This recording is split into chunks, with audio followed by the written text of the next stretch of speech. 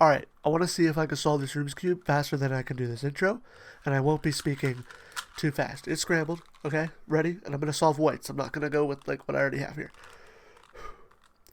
With the Vancouver Canucks finalizing their opening night rosters today, and me doing my final lineup predictions last week, I decided today, let's hop into special teams and see what the Canucks have in store for us in terms of what I think for special teams this upcoming season.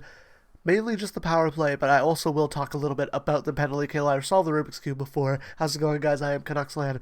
I am not a professional Rubik's Cube solver, but I am a professional yapper on the internet. Today, we're going to be going through the Canucks power play 1, power play 2.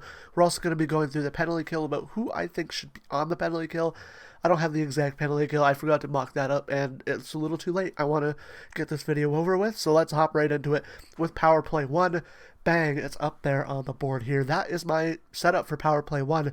Now, there's two kind of setups you can go with here. So you got Quinn Hughes on the point, Elias Pettersson, and Jake DeBrusk. Those guys are your set 3, sorry. For me, you got Quinn Hughes on the point. He's going to command. He's going to be the quarterback. He's going to lead this power play to success. Without Quinn Hughes, this power play is not too great. Philip Hronek's a great stand-in, though, but Quinn Hughes is Quinn Hughes. If he gets in trouble, he'll get out of it, and he'll find someone open.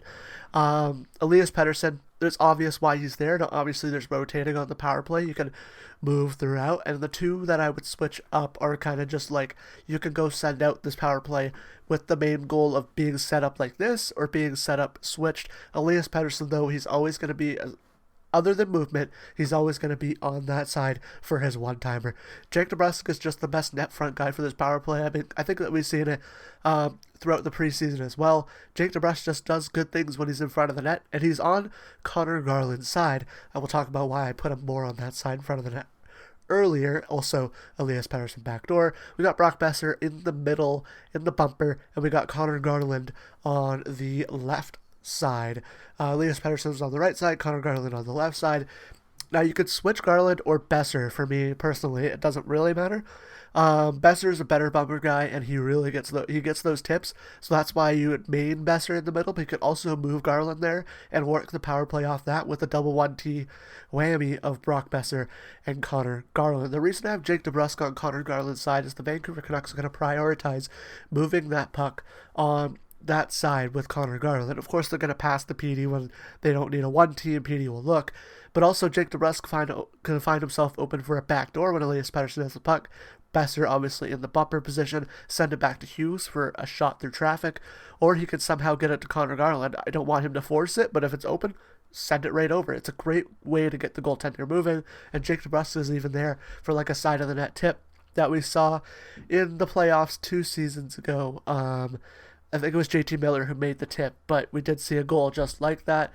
But you can move Connor Garland in the middle and Brock Boeser over to the side, and then obviously play more heavy on either side. You could start playing heavy on the Elias Pettersson side, have Garland and Boeser switch mid possession, get it over to Elias Pettersson, they switch, get it back to Quinn Hughes, Elias Pettersson, Hughes, and now you got Boeser on the 1T side. Boeser's not the best 1T guy, but he has enough of a shot to where you can put him on that side, just maybe try it once, but I would trust Boeser more at the bumper, or he could just walk in and take a wrist shot. Honestly, Boeser's got such a good wrist shot, he could walk in and do exactly what JT Miller did. But Connor Garland moves it over to DeBrusk. DeBrusk can bump off the net down for Connor Garland if he needs a pass if Quinn Hughes isn't open, and then let that PK collapse. Maybe DeBrusk can find Boeser in the middle. Of course, you can try that bumper play they did with Bo Horvat, where the net front guy would jump off. You would go low to the bumper and in. Or even Jake DeBrusk can find Elias Pettersson for a 1T. It opens up a lot of opportunities. Brock Boeser switching over. Jake DeBrusk moved down. If Boeser has like heavy forecheck on him, he could bump out of that, move to the middle, and maybe get a wrist shot, or even leave it. And then they all collapse on Boeser. It falls all the way back to Quinn Hughes. He gets a shot on goal with Jake DeBrusk jumping in for traffic, or Elias Pettersson jumping in for traffic. And then even then, you can pass it to Elias Pettersson. There's multiple possibilities on this power play. That's why I think it works so much. Power play 1, you don't really have to say much about it because I know Evander Kane is a guy you could definitely put there, but I think Connor Garland, as much as he's not the elite power play guy, could definitely be up there. I apologize, I'm shaking my desk a lot, so the camera is shaking. But let's hop right over to power play 2, because I feel like power play 1's pretty self-explanatory. Boom, power play 2. It's a little different in terms of structure, and the players might be a little surprising. So, I base this off of what I've seen in the preseason. Now, number one, Filip Hronek's going to be the quarterback for Power Play 2. That is obvious. I don't think we're going to run 2 defensemen on Power Play 2. As much as, I would understand it, trying to get back, right, in case Power Play 2 doesn't really do too good. Offensively, though, this looking of the Power Play looks very good. There's one person you could switch in, and I think it still looks very good. Even 2, you can move Kiefer Sherwood in, but Kiefer Sherwood isn't the guy I'm thinking of. So, Filip Hronek is the number one guy. I have Evander Kane in front. Just feel like he would be a better net front guy, a bit more physical, can battle his way into the front of the net if he has to, and stay there. I think that's why Evander Kane would be great in front of the net. We got Filip Chytil, who is on the half boards now. This one is based off of that one goal in Edmonton, I think it was. He sent that over to Lekkerimäki very, very well. So you can get Hronek to even send it to Lekkerimäki for a 1T. You could get Coots to somehow send it over for a 1T. You can get Chytil over there sending a 1T over to Lekkerimäki. You have 3 viable passing options because we've seen all 3 of them happen in the preseason. 2 of them in one game with Coots in the middle.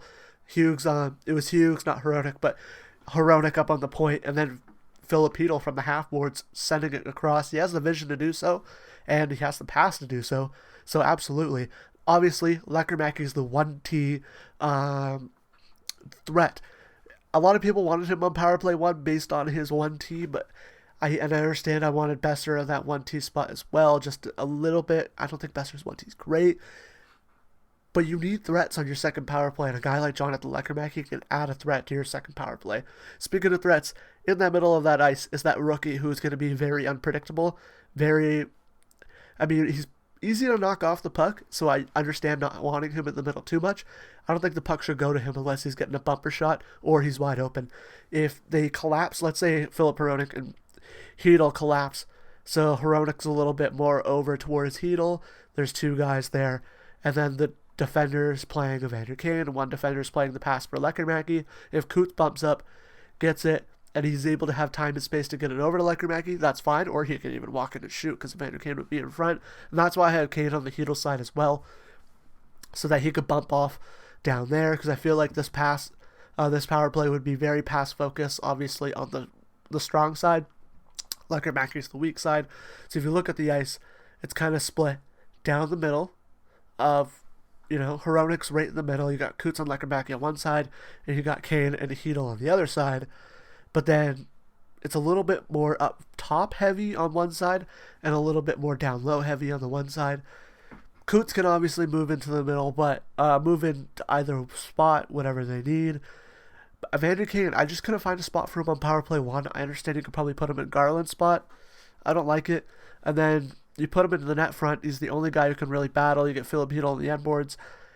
I feel like I'm rambling on and on about the same stuff with this power play. It's not the best power play, obviously. I think Brayden Coots is the most offensively talented player that you could put in, that it's like unpredictable. We didn't think he would be here. But Brayden Coots made the opening night roster. Brayden Coots made the opening night. He's going to make the lineup.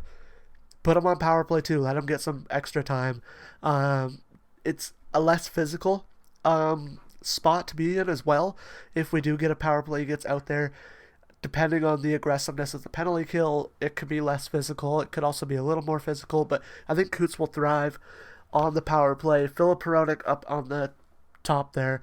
He's just going to command everything. He's going to be able to get it to Lekkerimäki.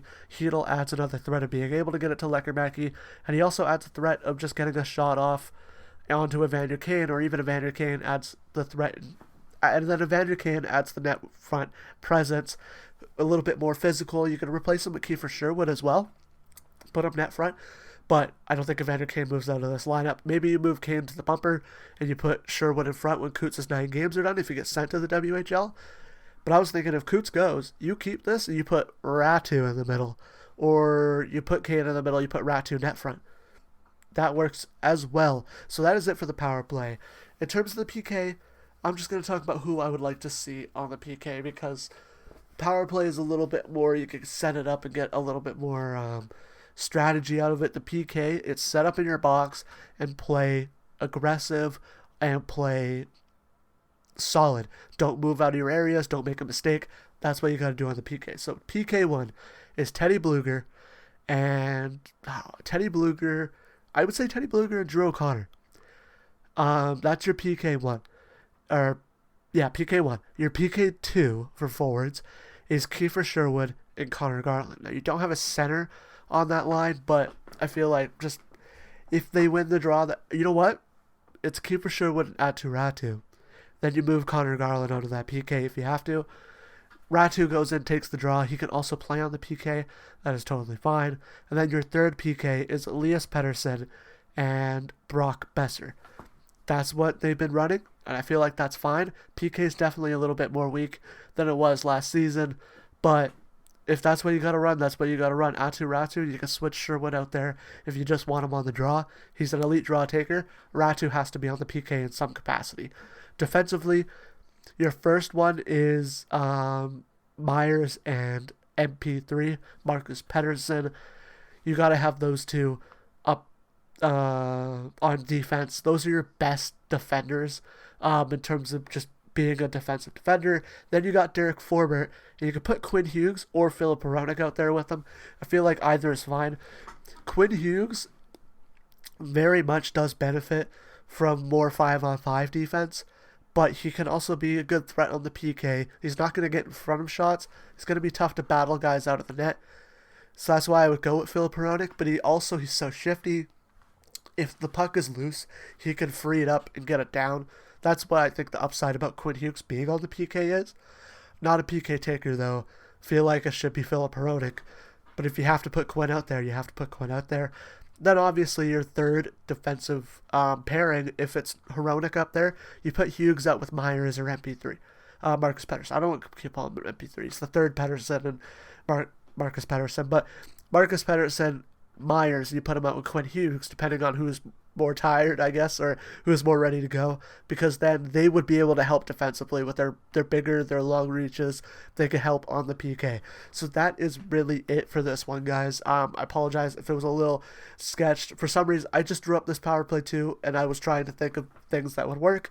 Hopefully I got all of it. I felt like I repeated myself a little bit. But yeah, that is it for this one. Thank you guys so much for watching. I set a personal goal to try to hit 500 subscribers by the end of this upcoming season. It starts pretty soon, and it doesn't end for a while, so hopefully we'll be able to get there. If you enjoy this content and you are a Canucks fan, make sure to hit that subscribe button and like this video, and let me know in the comments below, do you agree with my power play 1, power play 2? Do you agree with my thoughts on the penalty kill? All comments are very much appreciated. But yeah, I'll see you guys in the next one. The video on your right is the video for Monday. The video on your left is the video for Friday. Subscribe's right down under there.